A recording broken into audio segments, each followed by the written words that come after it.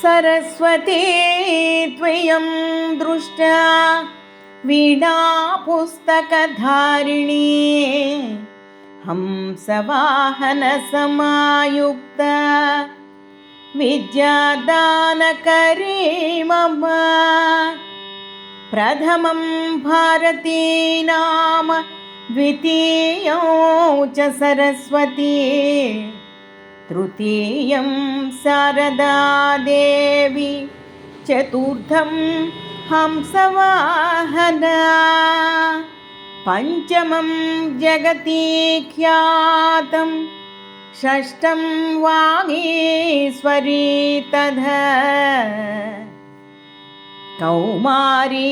सप्तमं प्रोक्तमष्टमं